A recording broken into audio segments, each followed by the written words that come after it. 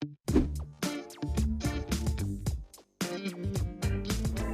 retour sur le plateau du live de la foire de Brignoles, on va parler bons produits producteurs locaux avec Pilou, le fournil de Pilou à Fort-Calquéret, un acteur incontournable de la Provence verte, un fidèle de la foire de Brignoles. Le fournil de Pilou à Fort-Calquéret, on en parle tout le temps, ça n'en finit pas de se développer. Racontez-nous un peu la genèse, l'historique de ce fournil de Pilou. Ben, l'historique, il est simple, il est quand même pas très vieux. Ça fait une dizaine d'années qu'on a commencé à travailler. On a récupéré des terres qu'on nous a prêtées, des gens que je connaissais, qui ont eu confiance en nous. On a des ânes, on a 20 ânes. On les met dans les parcs pour nettoyer le plus gros. Après, on coupe les arbres qui ont poussé, les chênes, les pins, enfin, pas trop de chênes, mais beaucoup de pins, de genêts.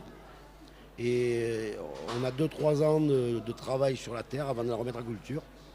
Et après, on fait notre blé, on fait pousser notre blé, on le moissonne. Depuis le mois de novembre, on a la grande chance.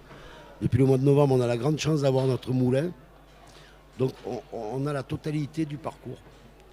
On sème, on récolte, on moue notre blé et on transforme en pain et en brioche.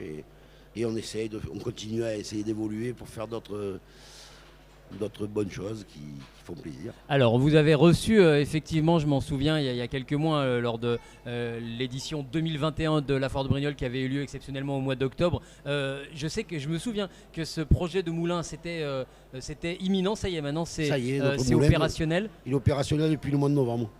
Et il tourne régulièrement. Quand on a besoin de farine, donc c'est une bonne chose parce que notre blé, maintenant, est dans les silos.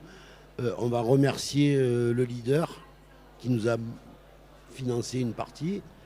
Et maintenant, on a notre blé qui est à l'abri de toutes les attaques.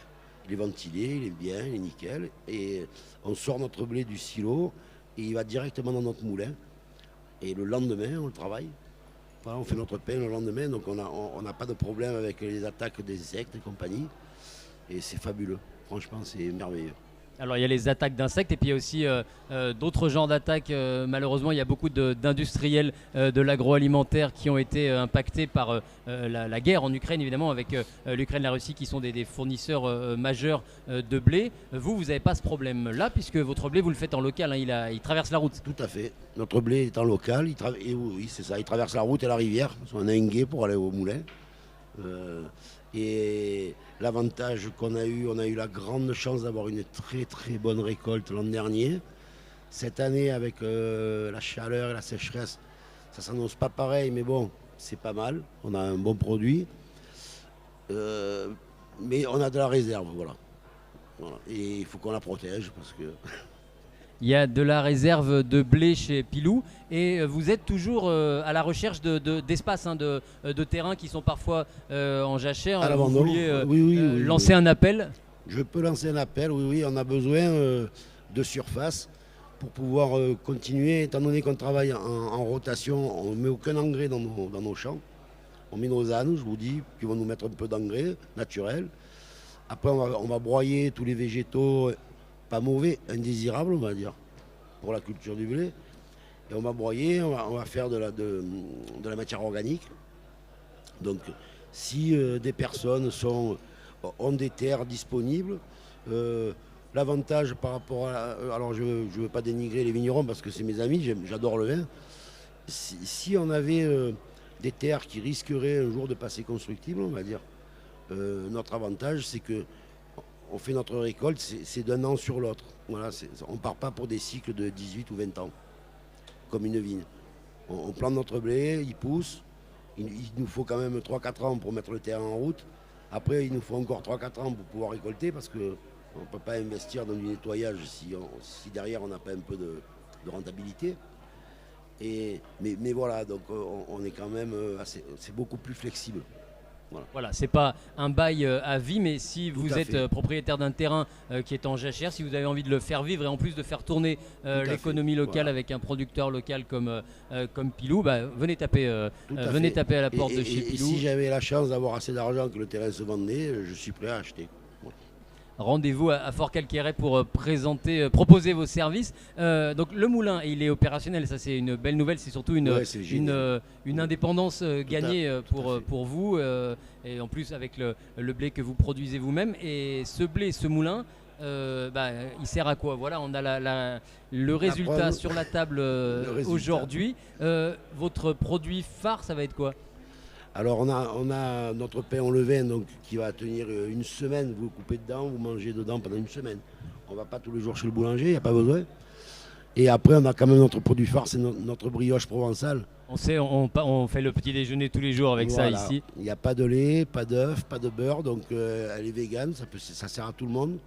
Elle a un très bon goût et elle se garde une semaine. Même quand elle est rassis, elle est meilleure. Un peu toastée à la poêle, c'est un bonheur dans le café. Et j'ai appris ce midi que des gens ont fait un apéritif avec la charcuterie corse avec la brioche et ils se sont régalés. Ouais. Pas de lait, pas d'œuf, pas de beurre. Et nous, on l'a cuisiné, enfin je dis nous, j'ai pas fait grand chose. On l'a cuisiné il y a quelques jours avec Sarah Tatouille, hein, qui l'a revisité en mode pain perdu avec un filet de lait, un peu de sucre et un peu de fleurs d'oranger. Enfin, il y en a déjà dedans, hein, je ne vais pas dire de bêtises. Voilà, c'est accommodable à l'infini, la brioche du Fournil de Pilou. Donc, et le pain au levain, vous disiez, donc avec le blé local, ça se garde très longtemps. Ah ça, vous le tenez, si vous le mettez dans un torchon, comme à l'ancienne, vous mettez dans un torchon, pendant une semaine, vous mangez. Et celui qui a les graines dedans, on a du tournesol, de la courge, du lin brun, du lin doré, du sarrasin grillé, du millet grillé. Celui qui a les graines, étant donné que les graines absorbent beaucoup d'eau, vous le mangez plus de 15 jours. C'est fabuleux. Un peu toasté, il revient à la normale et c'est fabuleux. Le pain au levain du Fournil de Pilou. Donc on peut vous retrouver encore jusqu'à aujourd'hui et demain sur le hall vin et terroir, juste à côté au cœur de la foire de Brignoles. C'est important de sortir un peu de chez vous, d'aller à la rencontre, de sortir du Fournil, de sortir de Fort Calqueret, d'aller un peu à la rencontre du grand public comme ça, de parler, de présenter vos travail. Pour moi c'est important parce que ça nous permet de découvrir d'autres personnes. On a nos clients fidèles qui viennent régulièrement au Fournil. On a eu la grande chance d'être invité par les chefs étoilés la semaine dernière à Saint-Tropez. Et vous avez encore le tablier. Voilà. Et là, on a eu des très belles rencontres avec des gens qui connaissent le produit et qui savent faire la différence, avec des producteurs extraordinaires aussi. Et oui, on est toujours ouvert de toute façon. Et c'est un bonheur de rencontrer des personnes, des grandes personnes comme ça. Pour revenir rapidement sur cet événement à Saint-Tropez, c'était quoi, des chefs étoilés qui ont invité des producteurs locaux? Voilà.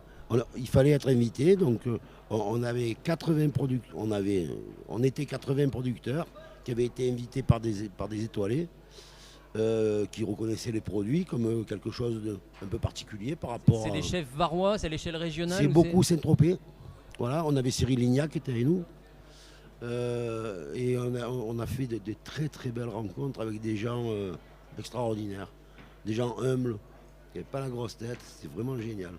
Avec peut-être la chance d'être référencé un jour ou l'autre et de voir arriver le pain du Fournil de Pilou sur des tables de prestige? Pourquoi pas, bien sûr. On a déjà nos farines et nos pois chiches qui sont à Saint-Tropez, à Château-Valmer. Voilà, c'est un hôtel 5 étoiles quand même. Donc j'ai un peu la fierté de le dire. J'ai pas les chevilles qui enflent, mais c'est une consécration, on va dire. Belle référence, effectivement, belle récompense pour un travail artisanal. On va vous remercier, hein, Pilou, merci d'être venu sur notre plateau. Puis nous, on va inviter le grand public, les visiteurs de la foire de Brignoles à venir découvrir vos produits, votre pain, le vin, la brioche sur le stand du Fournil de Pilou, donc de Fort Calqueret, juste à côté, sur le hall vin et terroir, jusqu'à demain sur la foire de Brignoles. Avec ma belle-fille et mon fils qui sont juste à côté en apiculteur. Et toujours partant pour présenter, pour faire déguster et pour parler du travail et des produits. Merci Pilou, bonne fin de journée, bonne foire de Brignoles. Bon après-midi, merci. Merci beaucoup.